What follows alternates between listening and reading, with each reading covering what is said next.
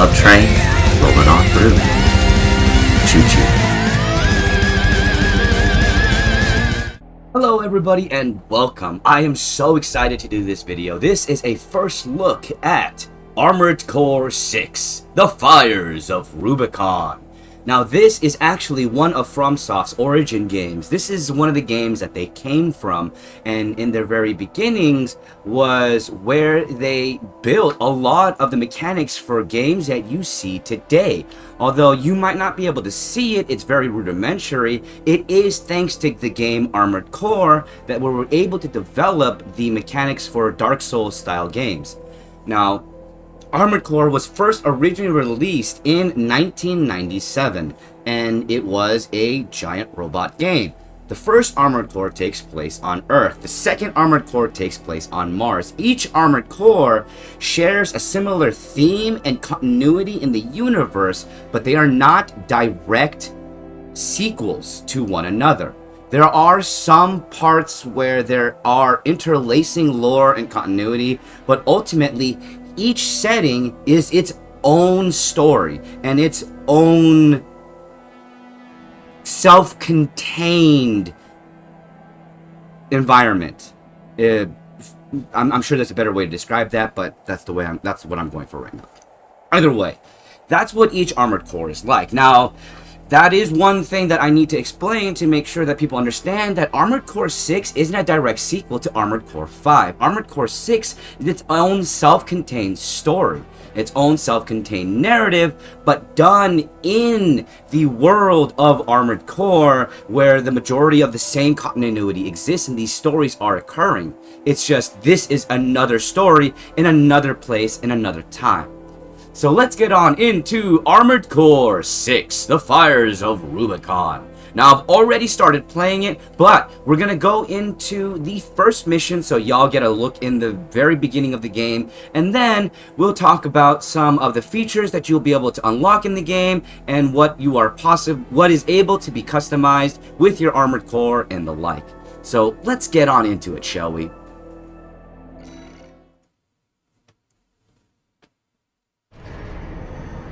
A little bit of coffee.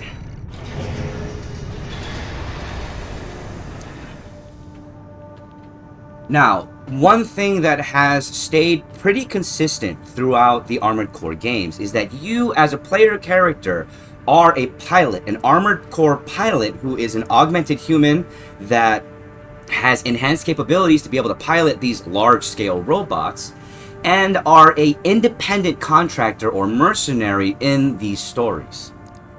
Now let's play the very first mission that you get in Armored Core, so you get a bit of a introduction to the story.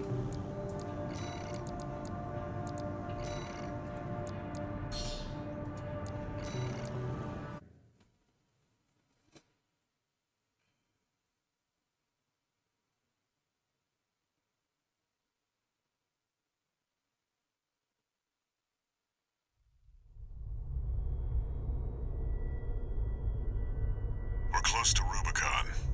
Wake the dog up. Handler Walter verified. Activating cerebral coral control device. Augmented human C4621 has awakened.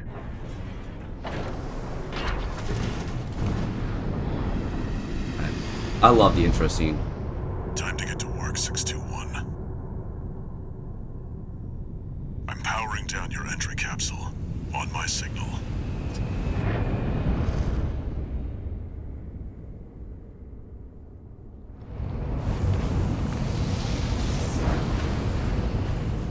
Now, activate the AC.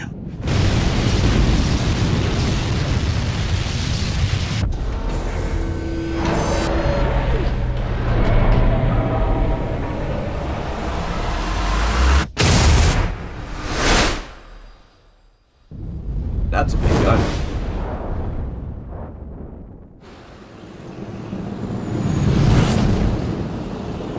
Coming in for a landing. Coming in hot.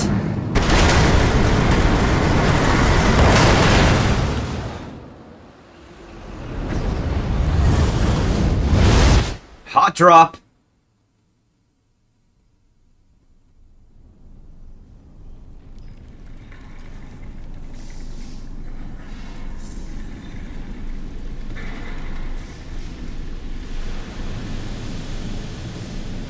Descent to ISB 2262.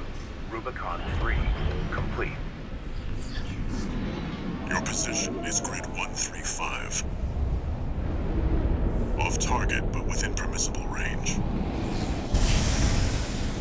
There's a catapult ahead. Use it to close the gap. Alright, let's do this.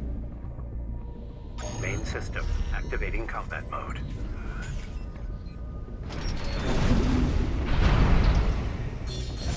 So, you will have... Oops.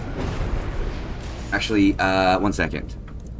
I almost forgot. This game is a lot easier and better on a gamepad, though you can play it on mouse and keyboard. I prefer to play it on a gamepad. Now,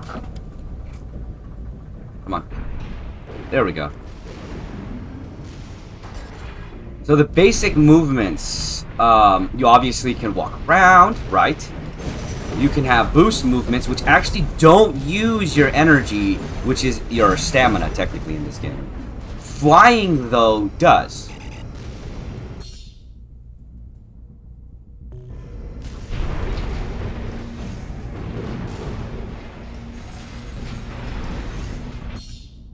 Now, you have access to a multitude of weapons. Now, one thing to keep in mind, now, you see these targets all marked, right? And you see this yellow bar right here at full. You want to make sure that yellow bar is full and you have the multitude of targets actually targeted to use your multi-targeting properly. Because certain weapons have multi-targeting, like these missiles. Although, yeah, it says 4 right there. And then, there we go. So you want, once the targeting is there, you want to press and hold whatever button that you have tied to those particular multi-locking weapons. So for me, particularly here, is my shoulder. You want to hold the right shoulder button until you see that bar go to full and all of the targets are marked. And then you'll be able to hit multiple targets. Now your right trigger and your left trigger are subsequently tied to your weapons that are on your right and left hand. And yes, there is a blade sword.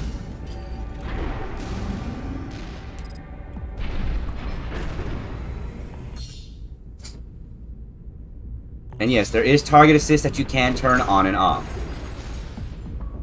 Now this is where this little tutorial would have told you this, but it doesn't tell you it completely. Alright, see? Now you have that target marked in yellow and this target marked in yellow. That means you have them both targeted to be able to fire for your multi-lock, which will allow you to take care of multitudes of units with one shot. And it's actually an important mechanic to learn off the bat, because the way that they explain multi-lock here, they don't explain it that well. And I had to actually watch a video to be able to get a full grasp of how multi-lock could work so that I can unleash the full potential of my armored core. And you see, I've only got that many lock, because that's how many missiles that I can fire, right? But it will multi-lock and kill more than just one enemy. Now, if you just fire it off like this, it will either, and you are targeting a unit or multiple units, and you just tap it, the missiles will go after one target and one target only, which is the one that is in your current reticle.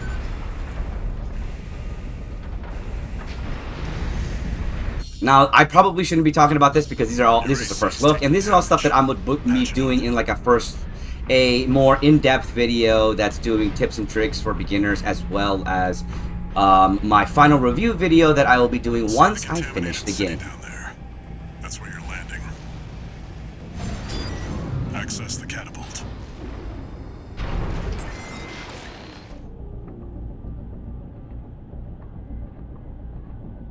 Now the movement can be a little bit hard to get used to, but once you do get used to it, this is one of the most fun mobile suit type style games that I have played in a long time. And I'm somebody who plays a lot of Gundam games to see whether or not it's going to be good, because I have hope.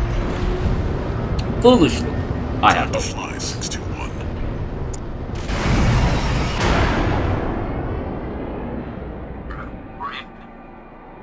If we get our hands on Rubicon's coral, we'll make a killing. Plenty for a merc with a fried brain like you to buy their life back. Thanks, Handler. Coral is a unique energy source found on the planet of Rubicon. Enough chat. Back to And it is work. not something... And it's not something that you will... Ahead. Sorry. Find a valid mercenary license. We're illegals. I don't want to talk over them, You'll you know. need ID to operate. But yeah, it's not something that is in other games. Coral, if I remember correctly, is synonymous to the story of the fires of Rubicon within this planetoid. Because each Armored Core game actually takes place on a different planet. The first one takes place on Earth, the second one takes place on Mars, and each other one taking subsequent place on other planets. I think there's one more that visits Earth again, if I remember correctly. But, yeah.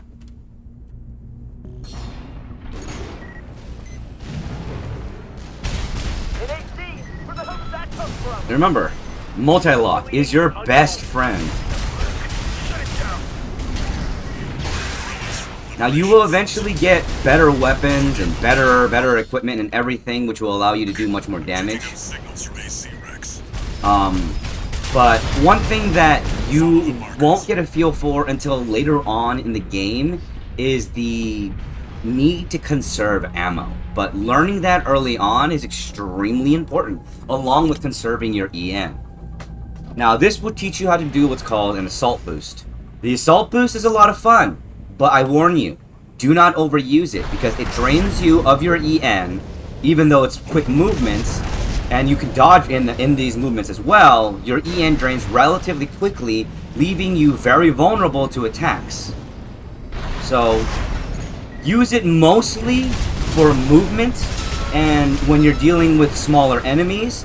When it comes to dealing with larger enemies, I would recommend using it sparingly. At 50%. 2 repair kits remaining.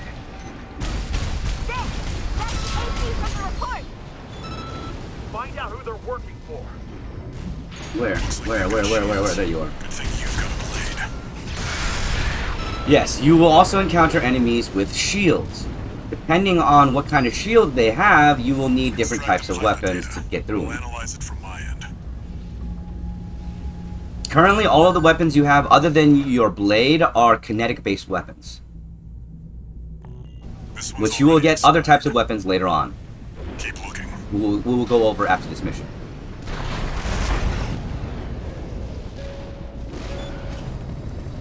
Now, What?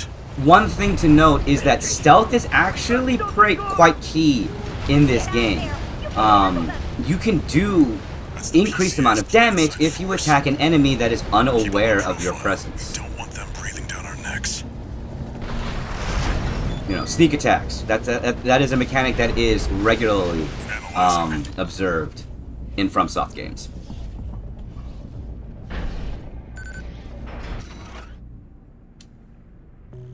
Corp license. So Easily currently, traced. Forget what it. we're looking for is a mercenary license to be able to operate on Rubicon. See, unaware status means you can get bonus damage.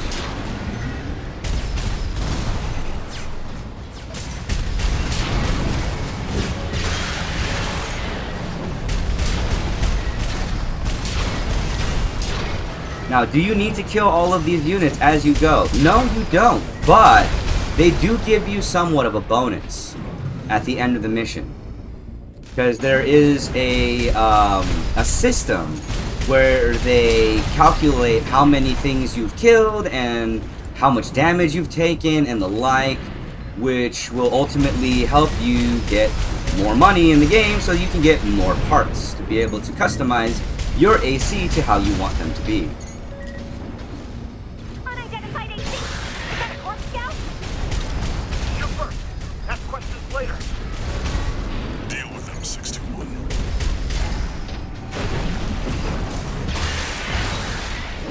And it's a good way for you to get practice to learn the mechanics as well as the basic movements of the game.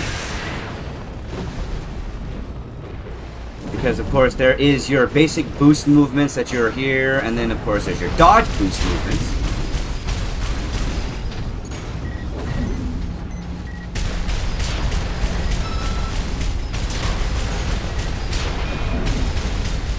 Which you do want to utilize as much as possible to make sure you mitigate your damage. Why? Because you only have 3 repair kits in the game. And though you can increase the efficiency of your repair kits, you only have 3 repair kits in the game.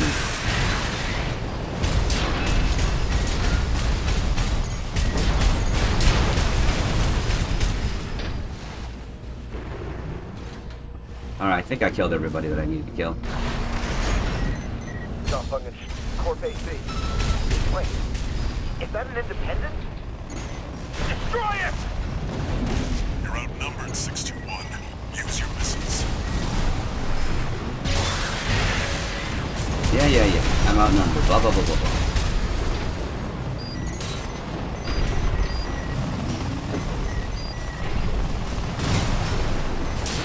Multi-lock powers activate.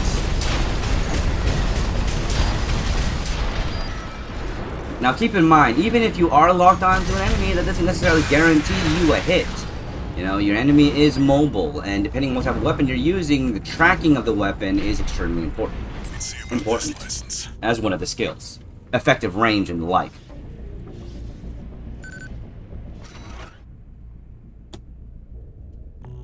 It's still valid, but the pilot's rank is no good. We can't use this. I've picked up one more wreck, 621. Transmitting marker. Go and check it out. Let's go. Let's go.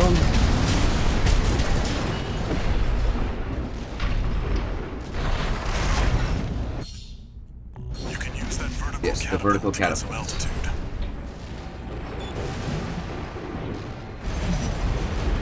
Alright, here we go.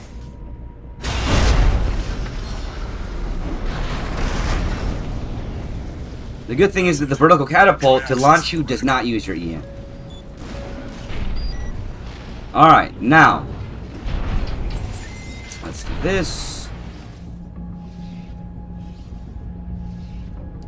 And get our Registration number RB23. Rank fits the bill. Call sign.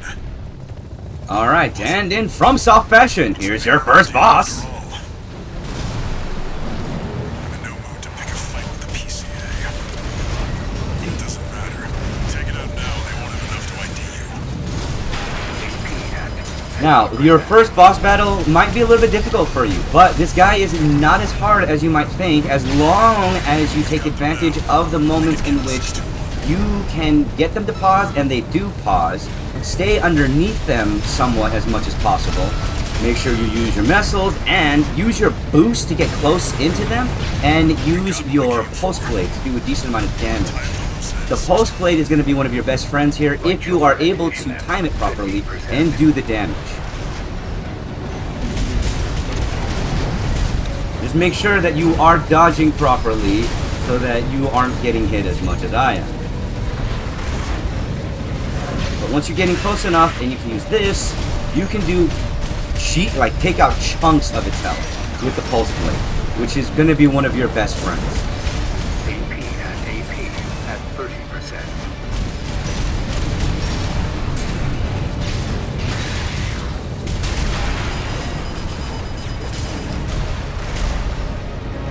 Now, I might not be able to beat him first try, you know, because I'm not the best at this game. Ability in the air to get clear of explosions on the ground.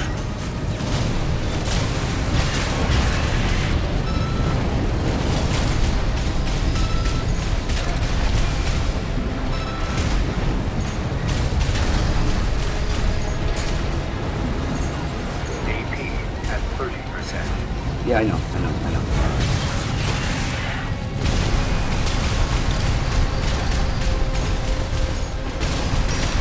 Right hand ammunition at 30%. There we go. Alright, and I was able to beat him the first try, too.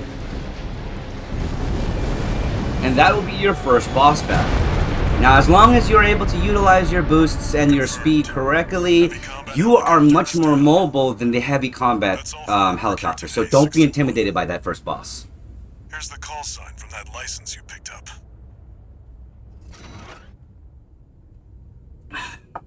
And this will be your name, Raven. And this is actually one that is often used in Armored Core.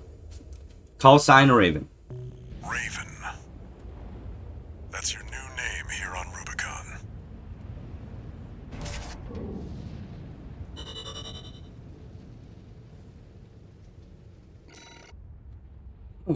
And yeah, we got a D rank on that one because we didn't do the best. We took a lot of damage.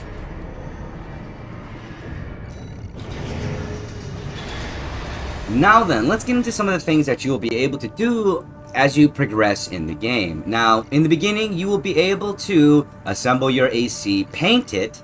Assembly allows you to change the left arm weapon, right arm weapon, left arm weapon, right back weapon, left back weapon, the head, the body, the arms, and the legs, the boosters. What's known as the FCS, which is your targeting computer, and your generator, which ultimately is your EN production.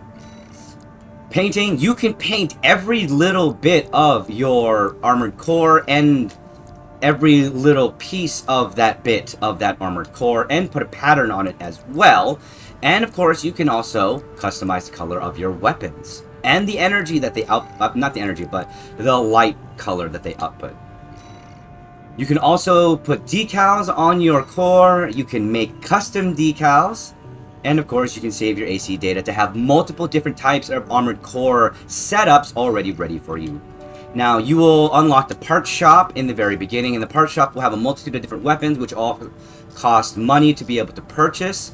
Now, the great thing about this particular system is whatever weapon you purchase, you can sell back for 100% of its value, which allows you easier access to the different types of weapons in the game, so you can fine-tune your particular armored core to your preference, which I really do like, on top of the customization of the color and all of that, what you can do.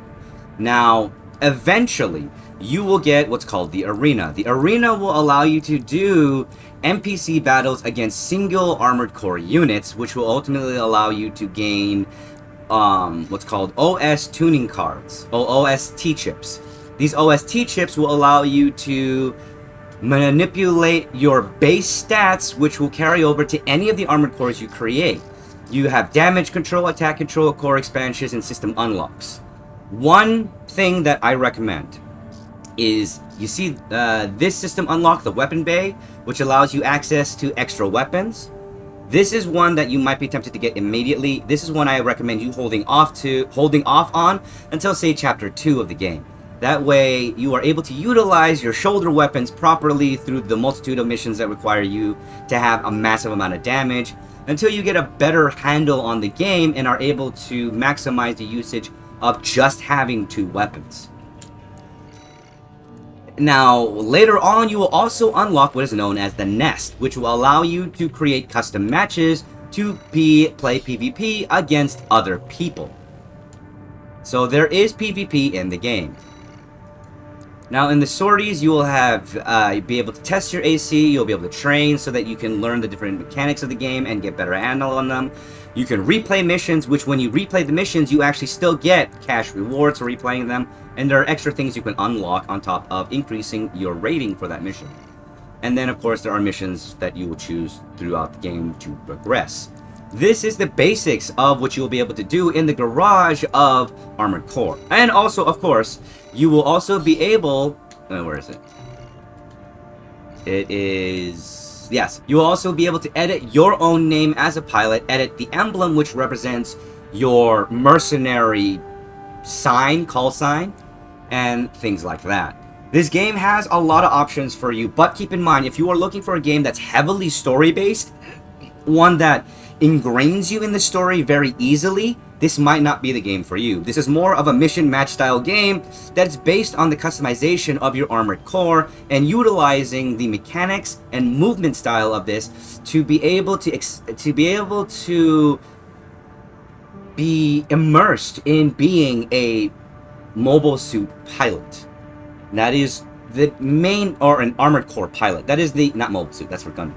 Yeah, that is one of the main aspects of this game. So keep that in mind if that is what you're looking for, because this is not like your FromSoft games that most people are used to these days, with Dark Souls and Elden Ring being heavily based in story. Armored Core is more so based in the combat and the mechanics than it is in the story.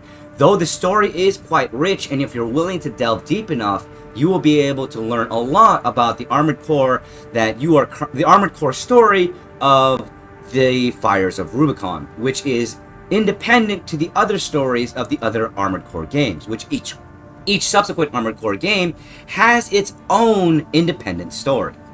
So I hope you enjoyed this first look at Armored Core 6, The Fires of Rubicon! And we will also be doing a full review and opinion and rating of the game once we finish Armored Core 6. Thank you so much for joining me, but now it's time to roll credits. Hey everybody! Did you know that asianfahzagamer has a Patreon? Yes, we do. And if you want to help aid in making more content, check it out. No! No! You're doing it wrong! That's not how you do this! You suck! Shut up! Hey everybody! Guess what? We have a Patreon! Yeah! And if you subscribe, you can make asianfahzagamer do things for you. You like that? Huh? Huh? Check it out! Subscribe! Here's the link.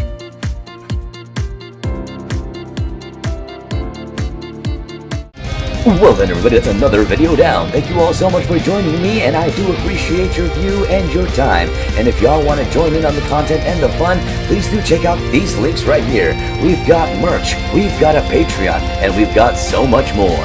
Alrighty then y'all, have a good one, and bye-bye.